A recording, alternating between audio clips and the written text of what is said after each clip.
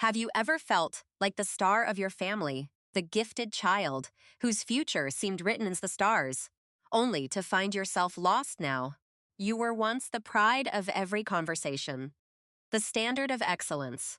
But as the years passed, why does only a hollow, empty silence remain behind? We are not here to judge failure, but to understand a silent wound that many carry deep inside. It is called the gifted child syndrome. The applause has long since faded, leaving behind a heavy weight of expectation that never truly went away, even after all these many long years. In the mirror, you see the ghost of who you were supposed to be. That brilliant child is now a stranger demanding answers you don't have. Time moves forward, but you feel stuck in the echoes of past potential, wondering where the path went wrong and why you feel so very small. The labels of genius and talented were once your armor, but now they feel like a prison, trapping you in a version of yourself you lost. This is a journey into the heart of perfectionism and the trap of conditional self-worth that defines the lives of so many former gifted children today. Let us peel back the layers of this silent struggle and find out why the brightest stars often feel the most darkness when the lights go down. For a gifted child, love often feels like a prize to be won. You learned early on that your value was tied to your latest achievement. This is the trap of conditional self-worth. You are only as good as your last A+, your last promotion, or the latest praise from your peers. When achievement becomes the only currency for affection, the pressure to be perfect becomes a heavy chain that you carry into your adult working life. Your internal compass becomes broken, swinging wildly between the high of a new success and the devastating low of feeling like an absolute, total failure. No matter how much you achieve, the scale never balances. You feel you must do more just to earn the right to exist in the world. The paradox of perfection is that it has no finish line. You are running a race against an invisible ghost that always stays one step ahead. Even a minor mistake feels like a character flaw for someone who was always the best. Being average feels like an unbearable and humiliating personal defeat. You lose the ability to separate what you do from who you are. Without a title or a badge of honor, you feel completely and utterly invisible. The foundation of your identity was built on the sand of external validation. When the world stops cheering, the very ground beneath your feet starts crumbling. You become a prisoner of your own potential. The could be and should be weigh more than the reality of who you actually are right now. The joy of learning is replaced by the fear of being tested. Every new challenge is no longer an opportunity, but a threat to your fragile ego. You avoid things you aren't immediately good at, because the risk of not being a natural is a blow your self-esteem simply cannot afford to take. In this darkness, you realize that the pedestal you were put on as a child has become a lonely island where no one can truly reach. Welcome to the world of the imposter syndrome. Even at your highest point, you feel like a thief who has stolen someone else's successful life. You wear a mask of competence so convincing that you even fool yourself. Yet the fear of being found out never leaves your racing mind. Every compliment feels like a mistake. Every promotion feels like a lucky break that you didn't actually earn through your own merit or hard work. You live in constant dread that the world will suddenly realize you are just an average person who has been faking brilliance for all this time. The more you achieve, the louder the internal critic screams. It tells you that your success is just a house of cards waiting for a breeze. This is the gifted child's exile. You are surrounded by people who admire you, yet you feel completely alone in your secret, shameful inadequacy. The pressure to maintain the image of the prodigy is exhausting. It takes more energy to hide your struggles than it does to actually do the work. Your adulthood becomes a performance for a child who no longer exists. You are trying to please the memory of a ghost who never felt satisfied. Success becomes a barrier to honesty. You cannot admit you are struggling because that would mean the genius is finally dead and you are exposed. Every hour is a deadline to prove your worth again. There is no rest for the gifted, only the next hurdle to jump over endlessly. You forget how to be human. You only know how to be a function. You are a machine that produces results, but lacks a soul. The intellectual burnout is coming. Your mind, once your greatest ally, is beginning to revolt against the constant, unrelenting demands you place upon it. The fear of being unmasked is finally becoming a reality. The weight is too much, and the cracks are becoming too wide to ignore anymore. Then comes the collapse.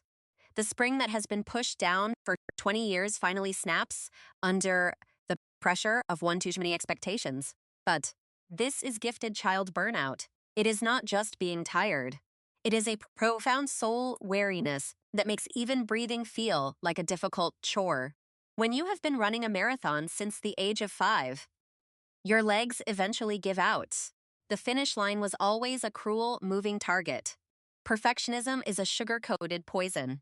It drove you to the top, but now it is the very thing that it's pulling you into the abyss. The labels that once defined your success are replaced by clinical terms of struggle. You are no longer the special one, but the broken one. You feel like a ghost in your own life. The world keeps moving, but you have stopped, unable to find the energy to take another step. The realization that you are not the best in a world of billions is a devastating blow to a worldview built on being the exception. Your past glories offer no comfort now. They are just reminders of a height you feel you can never reach again, no matter how hard you try. You are grieving for a self that never really was. You are mourning the potential that was stolen from you by the demand for early perfection. The cage was golden, but it was still a cage. Your gifts were the bars that kept you from ever learning how to just be a child. The stillness is terrifying.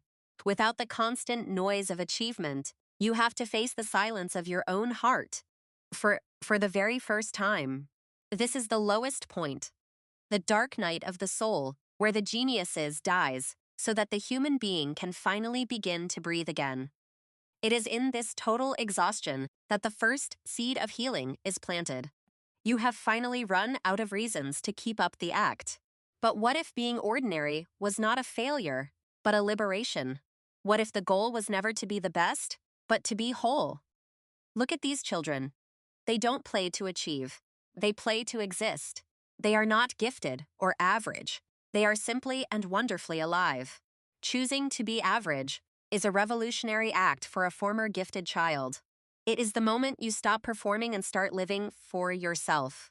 You transition from a fixed mindset to a growth mindset. You realize that you are a work in progress, not a finished product for display.